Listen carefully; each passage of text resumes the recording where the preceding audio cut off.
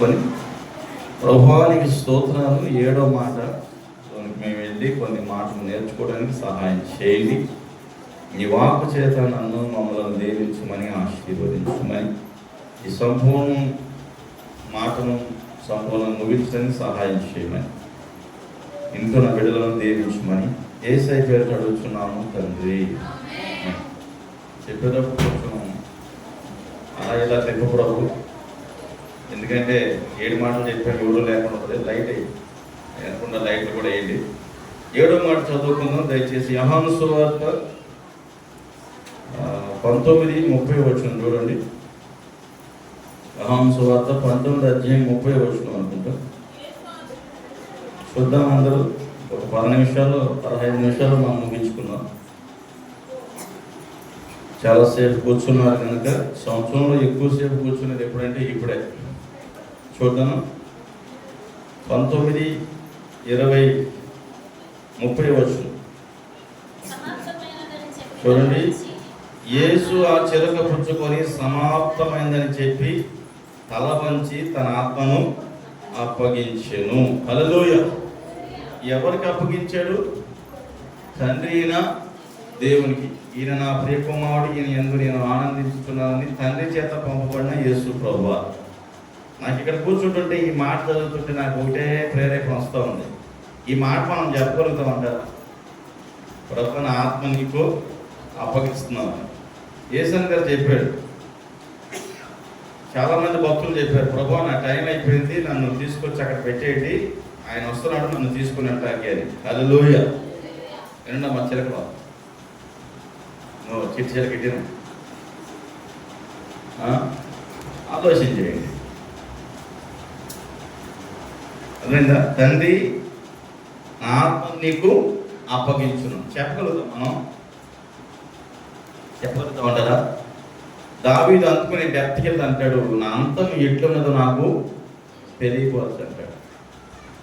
చూడండి, దానికి సంబంధించి కొన్ని మాటలు చెప్పుకుందాం. 1 కొరింథీ పత్రిక 15:55.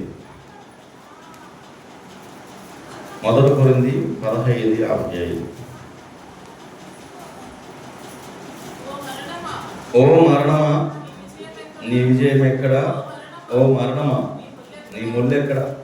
మరణపు ముళ్ళు పాపం, పాపముకున్న బలము ధర్మశాస్త్రమే. హల్లెలూయా. ఆయనను మా ప్రభువు యేసుక్రీస్తు మూలంగా మనకు జయము అనుగ్రహించుతున్న దేవునికి స్తోత్రము కలుగును గాక. హల్లెలూయా. మరణము యేసు ప్రభుని బంధించలేకపోయింది. మరణము యేసు ప్రభుని ఏం చేయలేకపోయింది? బంధించలేకపోయింది. అందుకని ఓ మరణమా నీ ముళ్ళు ఎక్కడ? మరణమా నీ విజయం ఎక్కడ? అర్థమైందా? పాతాళ ద్వారాలు యేసు ప్రభుని బంధించలేకపోయింది. నువ్వు నేను కూడా అంతే. యేసు ప్రభుని నమ్మిన మనల్ని మరణమే బంధించదు. ఎవరిని బంధిస్తుంది? ఎవరైతే ప్రభుని ఎరగరో, ఎవరైతే ప్రభు నందు విశ్వాసం ఉంచరో, ఎవరైతే ప్రభు దగ్గరికి రారో, ఎవరు రక్షణ పొందరో. ఇదమ్మా చిలక అట్లా నవ్వాలి ఈ టైంలో కూడా. హల్లెలూయా. వాళ్ళకి ఏం మరణం అంట? చూడండి, అది కూడా చూద్దాం. ప్రకటన 21:8.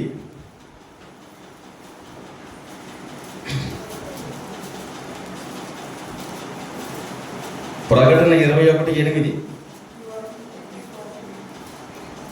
ఎవరంట? చదువుతారా? పిరికివారు ఉందా? ఉండాలా? ఎవరన్నా ఇక్కడ పిరికోళ్ళు ఉండాలా? లేరా? మీ అమ్మల 3వ నెంబర్ టికెట్ ఉంటాడు, పట్టపాగల పిరికోళ్ళు. హల్లెలూయా. పిరికివారును. నెక్స్ట్ ఎవరు? అందరికి విశ్వాసం ఉందా? సరే అదే చెప్పండి. అందరికి విశ్వాసం ఉందంటారా? చెప్పండి అమ్మా. హల్లెలూయా. మో హల్లెలూయా. దేవునికి స్తోత్రం. అవిశ్వాసులను ఏంటంట? కొంతమంది చూస్తే అసహ్యం వేసేస్తే చిచి వాడి గురించే. నెక్స్ట్ నరహంతకులను, వ్యభిచారులను, మాంత్రికులు, విగ్రహారాధికులు, అబద్ధికులు, అగ్ని గంధములో మండు గ్రంథంలో పాలు పొందిన పొందురు. ఇది రెండవ మరణం. అంటే దేవుని ఎరగని లిస్టులో 8 మంది ఉంటారు. ఈ 8 లోకంలో ఉన్నోడికైతే ఓకే, ఎక్కడ ఉన్నాడు కూడా సెట్ అయితే ఎక్కడికి వెళ్తాం మనం? నరకం. ప్రభు వచ్చినప్పుడు లేచే లిస్టులో లేవు ఉండాలంటే ఏం చేయాలి? మనం సిద్ధపడి ఉండాలి. ప్రభు సన్నిధిలోనూ ప్రార్థనలోనూ వ్యక్తిగతంగా. కొంతమంది ప్రాక్టికల్గా చెప్తారు కష్టపడుతున్నప్పుడు ప్రార్థన చేస్తున్నప్పుడు. హల్లెలూయా. నేను అదే అనిపించింది. ఎంతో ప్రార్థన చేస్తున్నాం, ఉపవాసం ఉండి చేస్తున్నాం, వచ్చి చెప్తున్నాం 1 గంట దాటితే గ్యాస్ నొప్పి వచ్చేది. ఇప్పుడు ఆల్రెడీ స్టార్ట్ అయింది నాకు 1 అరగంట నుండి. ఎందుకు గంట పంపిస్తాం, ఎందుకంటే ఏమి తినకపోతే గ్యాస్ ఫామ్ అయిపోద్ది. హల్లెలూయా. ఉపవాసం ఉండాలంటే కష్టమే. మధ్యాహ్నం వరకు ఓకే, 1 గంట ఆల్రెడీ 3 అవుతుంది కదా. గమనించండి దేవుడి బిడ్డ, ఎంతో మంది కోసం మనం ఏం చేసాం? ఉపవాసం ఉండి ప్రార్థన చేసాం. వాడు మాత్రం ఉపవాసం ఉండవు, ప్రార్థన చేయరు. మొన్న ఒక ఆయన తీసుకొచ్చి ప్రార్థన చేసినప్పుడు ఒక మాట చెప్పాను నేను. మేము ఎంతమంది ప్రార్థన చేసినా తగ్గదు. రోగం నీదే, ప్రార్థన నీదే. నువ్వు కనుక ఈ ప్రార్థన చేస్తే తగ్గుద్ది. హల్లెలూయా. ఎవరికప్పుడులాగా మాట్లాడలేదు. మేము ప్రార్థన చేస్తాం, పర్లేదు, మీరన్నీ పెట్టుకోండి, మీరన్నీ చేసుకొని చెప్పట్లేదు. దేవుడా దైవమా? అర్థమైందా? రెండే. ఇంక మీ మాట చెప్పాలంటే ఏసా వెంకటేశా, రెండే. Time waste. హల్లెలూయా. అయితే రండి, లేకపోతే మానేసేయండి. మీకోసం ఉపవాసం ఉండి మీకు కార్యం జరిగి, మీకు అద్భుతం జరిగి, మీకు మేలు జరిగి, మీరు మళ్ళీ వెళ్ళిపోయి గుండు కొట్టుకొని డబ్బులన్నీ అక్కడేసి మేము ప్రార్థన చేయటం ఎందుకు, మీరన్నీ అక్కడే వేయటం ఎందుకు, మరి ఇవన్నీ మాకు ఎందుకు? అక్కడికే పోండి. ప్రార్థన ఇక్కడ, కానుకలేమో అక్కడ. అందుకని వేరే కోపం వచ్చింది. చూసి చూసి ప్రాక్టికల్గా నేనేమనంటే మార్చుకుంటా ట్రై చేయండి. అరుణా భర్త ఉన్నాడు, దేవోరా భర్త, వీళ్ళ కోసం చేసి చేసి ఉపవాసం ఉండి చేసి ఇంటికెళ్ళి చెప్పి నేనేమనంటే వాళ్ళు మాట్లాడంటే మీరే కారణం. బైబిల్ వాక్యం అయితే మీకు ఈ మాట అయితే బాధ వేస్తుంది. ఇది ఇసుకొచ్చేసింది మీకు, చెప్పి చెప్పి మాకు చిరాకు వచ్చేసింది అనుకోండి. ట్రై చేయండి, మారుతాను. రండి, ఇంకొక వాక్యం చదువుతాను చూడండి. యోహాను సువార్త 16:28. 16:28 చదువుతాం. యోహాను సువార్తలోనికి రండి. 16:28.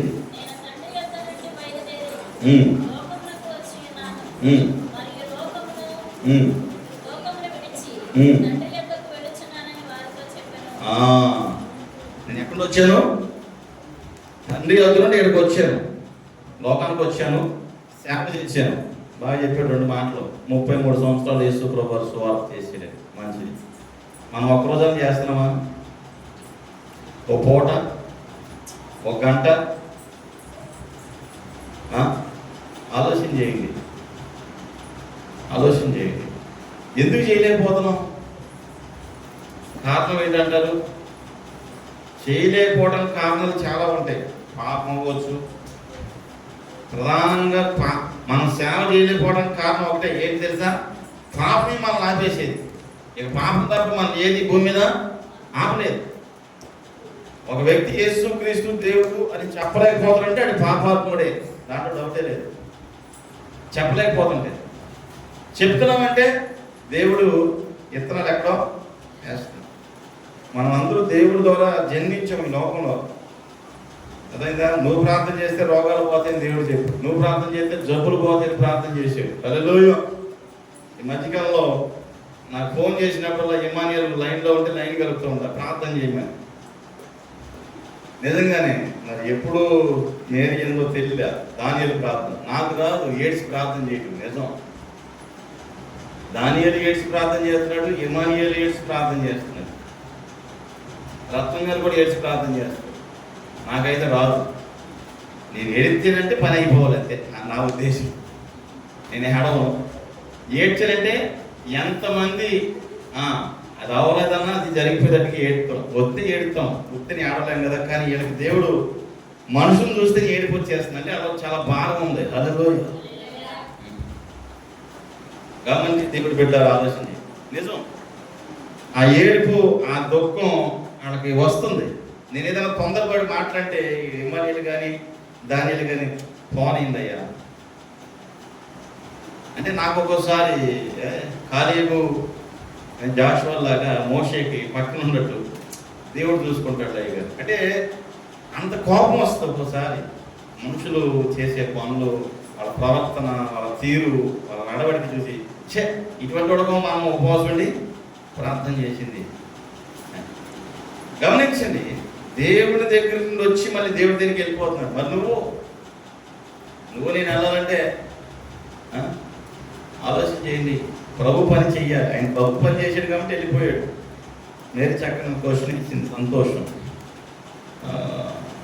అనుకున్నాను ఈ సంవత్సరం ప్రతి శనివారం రెండో శనివారం ఎంతో బట్టి ఫస్ట్ శనివారం ఏమో సంక్రాంతి సెలవులు వచ్చినాయి. ఆడు పండుగ చేసుకుంటూ మనం వెళ్ళి ఇక్కడి పత్రికలు ఎత్తే పండగ కూడా చేసుకుంటున్నాం. ఇంకా ఫిబ్రవరి వచ్చేప్పటికి మా నాన్న చనిపోయాడు, ఆ రోజు దినం వచ్చింది. మార్చి వచ్చేప్పటికి శ్రమ దినాలు వచ్చింది. అంటే సాకులు చెప్పట్లేదు, జరిగింది చెప్తున్నాను నేను. మా నాన్న దినం అప్పుడే జరిగింది. నేను ఎందుకు చెప్తున్నానంటే ఇంకా పర్లేదు, రేపు మే నెల 2వ వారం కూడా ఉంది, శనివారం, సెకండ్ సాటర్డే. అర్థమైందా? నేను ఎందుకంటే మీకు పెద్దలకి చెప్పేది ఏంటంటే మీ ఇష్టమే. అయ్యగారు ఈ టైంలో వెళ్ళి చెప్పొచ్చారు, ఆ టైంలోనే చెప్పొద్దాం.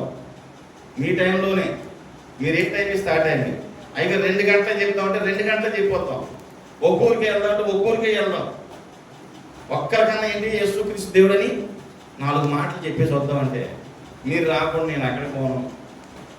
ఆలోచించి నన్ను క్వశ్చన్ చేస్తే నేను ఎక్కడికైనా వెళ్తాను, నన్ను తీసుకెళ్తే. అర్థమైందా? ఆలోచించి మీకుంటే ప్రేరేపణ నేను ఎక్కడికైనా వస్తాను. మీకు ప్రేరేపణ లేకుండా మీకు ఫోన్ చేస్తే మీరు బిజీ అన్నారనుకోండి, ఇంకొకసారి మీకు ఫోనే చేయబుద్ది కాదు. వాస్తవం చెప్తున్నా. అర్థమైందా? అది మీ ఇష్టం. కాబట్టి గుర్తుపెట్టుకోండి, నెలలో ఒక 2 గంటలు టైం ఇవ్వండి. ఒకరోజు వద్దు, 2 గంటలు చాలు. ఎక్కడైనా సువార్త చెప్పండి. సెకండ్ సాటర్డే చూడండి. మీకు అనుకూలమైన రోజు చెప్పండి. ఫోన్ నా అనుకూలత మీకు అనుకూలంగా లేకపోతే మీ అనుకూలత చెప్పండి, మీరు మాట్లాడుకొని చెప్పండి. ఓకే, చివరి మాట చెప్పి నేను ముగిస్తాను. కీర్తన గ్రంథం 31:5 చదివి ప్రార్థన చేసుకుందాం. 31:5 కీర్తన.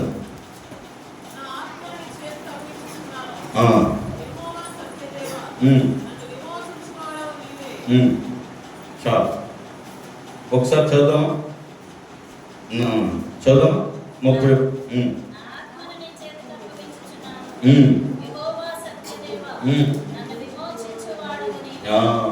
అది ఈ మాట దావీదు కూడా అంటున్నాడు. నేను అదే చెప్పాను. కాబట్టి నా ఆత్మ దేవుడి చెంతకు చేరాలి, అంతేగాని ఏ దురాత్మ ఏ సాతాను పట్టుకెళ్ళిపోకూడదు. అర్థమైందా? దేవుడికి ఇచ్చిన ఆత్మ, దేవాన్ని నువ్వు కాపాడుకో. ఆయన సేవను కాపాడు, పరిచర్యను కాపాడు, ప్రార్థన కాపాడు, సంఘాన్ని కాపాడు. నేనేమన్నా అంటే ఒక మాట చెప్తాను. రాత్రి ఇదే మాట చెప్పాను. చదువుదామా?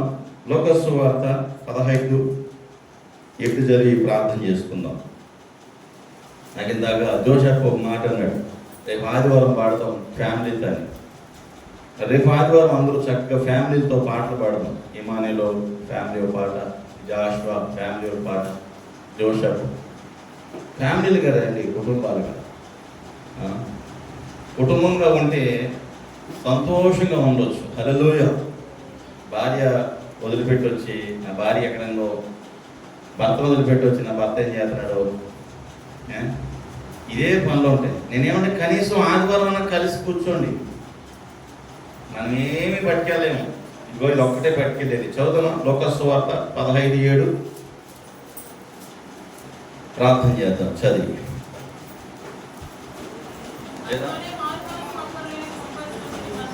అటువలే మారు మనసు అక్కర్లేని 99 మంది ఉన్నారు ఈ లోకంలో.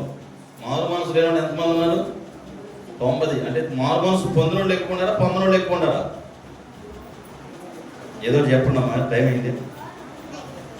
మారు మనసు పొందినోళ్ళు తక్కువ, పొందినోళ్ళు ఎక్కువ. అటువలే మారు మనసు అక్కర్లేని 99 మంది నీతిమంతుల విషయం కలుగు సంతోషము కంటే మారు మనసు పొంది ఒక్క పాపి విషయమే పరలోకంలో ఎక్కువ సంతోషం. ఈ సేవ భూ సంబంధమైన సంతోషమైంది కాదు. అందుకని జనాలకు నచ్చదు. ఏం చర్చి, ఏం ప్రార్థన, ఏమిట్లా ఈ గోళ.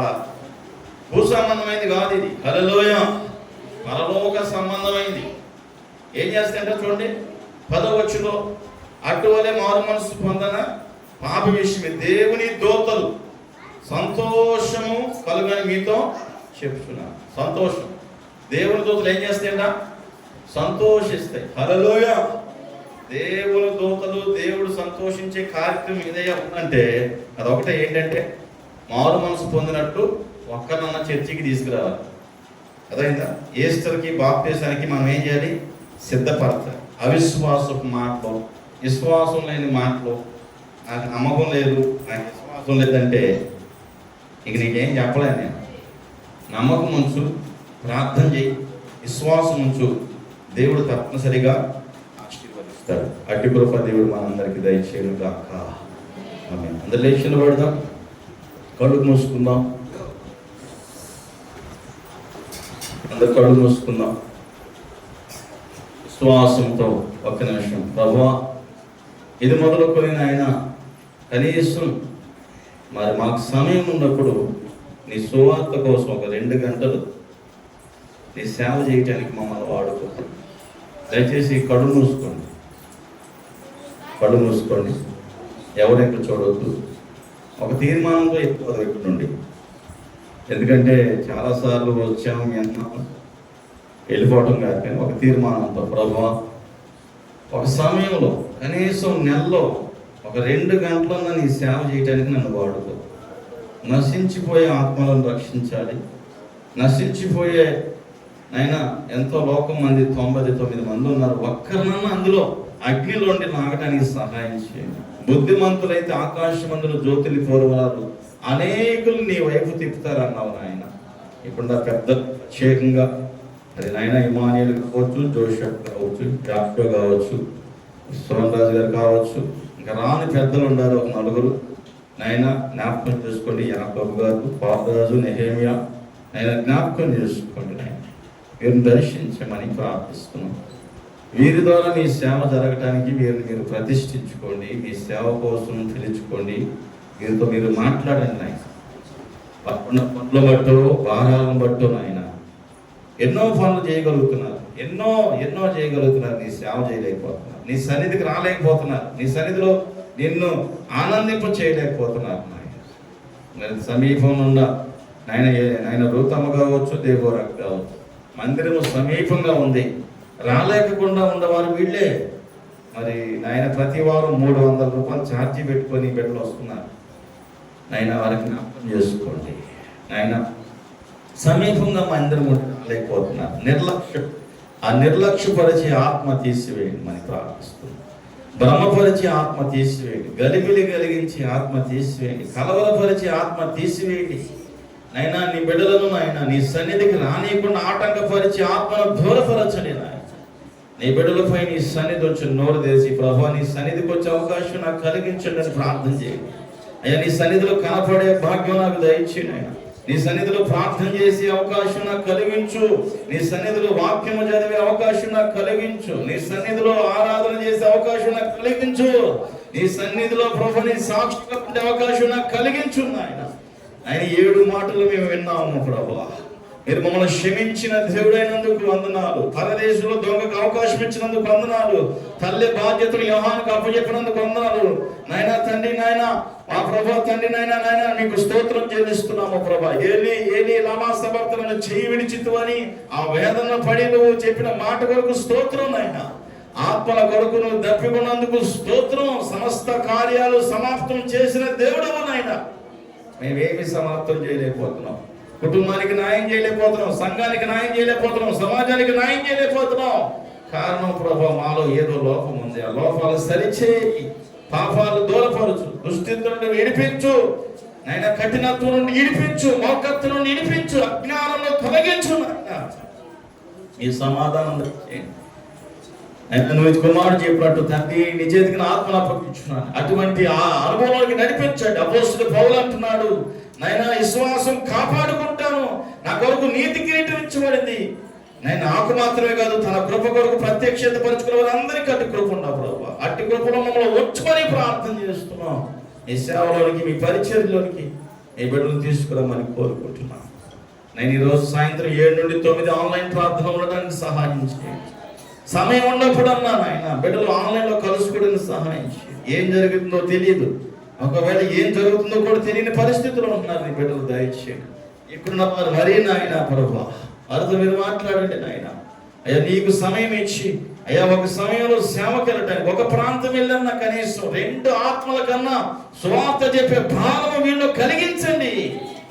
భారం పుట్టించండి నాయన, ఆత్మల భారం పుట్టించండి. ఆత్మల భారం వీళ్ళు కలుగు చేయండి నాయన. ఎన్నో సంవత్సరాలు అయిపోతుంది ప్రభు నమ్మకం నామకార్థంగా ఉన్నారు నాయన.